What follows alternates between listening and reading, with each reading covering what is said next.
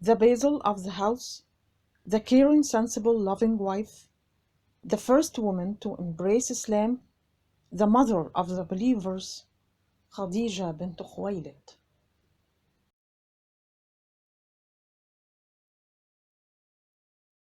Khuwaylid's house was overflowing with cheer, pleasure, and closeness, because his daughter Khadijah was within sight and hearing. Everyone in the house loved and was attached to her, even the maids who found sympathy and kindness in her. They used to hasten to meet her demands with satisfied souls and hearts at ease. Among the nobles of Quraysh, Khuwaylid had the blessing of glory and greatness, and commands and interdictions. His opinion was taken, and nothing was done without him, and around him his great family supporting him. Khuwaylid had the blessing of great kindness to the necessitous and mercy to the poor. Thus his house was a resort for people where they found the shadow, mercy, and wellness.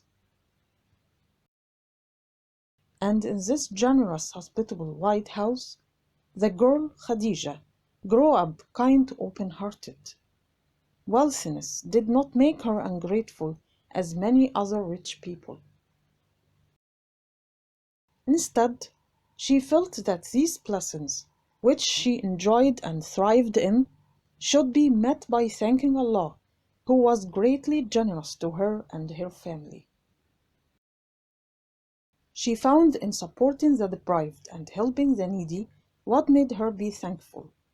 So she never repelled a petitioner, nor disappointed a seeker. Instead, she used to smile to every comer and show comfort to every arriver. She was not tired of the one who asked her, and did not get bored with the one who stretched their hand out, needing something from her. She did not deviate in that from her family's attributes, especially her father, whose heart was overflowing with mercy and kindness to everyone.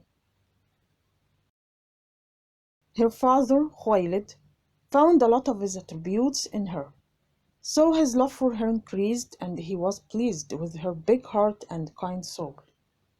He also liked her strong intelligence, incisive will, quick perception, and good management of things in a very acceptable, successful way. So he showed her a great deal of acceptance and complete satisfaction with all she did and all she left. If he stayed at home and eagerly watched her activities, her agility, and her closeness and delight that she spread over the house, he used to give a smile of satisfaction and happiness. Then he talked to himself, saying, "How wrongful are those who hate girls, and how cruel is their judgment on them. Aren't there any one of them like Khadijah? She is the Basil of the house and the delight of the family." Then he used to go on, inviting her, talking to her, enjoying himself by her conversation with him, and showing the complete satisfaction on his face as he looked at her shiny face and adorable body. Then he carried on talking to her. The girl had a great modesty, which prevented her father from talking to her about those young men who proposed to her every day, desiring adornments of the worldly life, the considerable beauty, the manifest ancestry, and the plenty of money. Her modesty protected her also from caring about those young men when she heard from the maids, neighbors, and friends that those young men asked her father to marry her and begged him with the money in their hands and high ancestry. Khadijah devoted herself to the house affairs and managing them. She did not concern herself with thinking of a husband or caring about a suitor. She was sure that her father would choose her the best husband. and how often she heard him talking about the righteous, kind husband, the one who had the attributes of goodness, virility, and generosity, so that he would not be attracted by what attracted the young men of Mecca and a lot of its elders. This husband is the one who is intelligent and wise. He weighs things, estimates the consequences, and bears the burdens. Levity does not lead him to what destroys men's positions.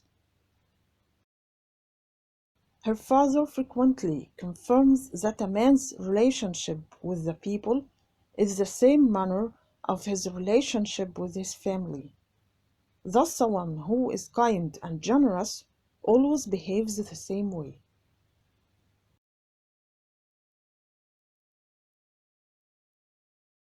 It was the evening, when Khuwaylid's house was crowded with a group of Bani Makhzum, whose visit was long, and they chatted till midnight. When their crowd dispersed and they went to their houses, Khuwaylid went to his room and spent a while in it, chatting with his wife Fatima. Then they went out, seemed to be satisfied and at ease. Khuwaylid sat in the courtyard of the house on a cozy rug unfolded for him, and he leaned on a cushion of the embroidered silk. His wife sat beside him. Then he called his daughter Khadijah, and she hurried to him shyly and stood before him. She was a tall girl. He was looking closely at her with a smile. She did not sit down until he allowed her to do so, and said to her, "Sit down, Khadijah. I'll talk to you about something, and I'd like to know your frank opinion. Listen to me and think of the answer."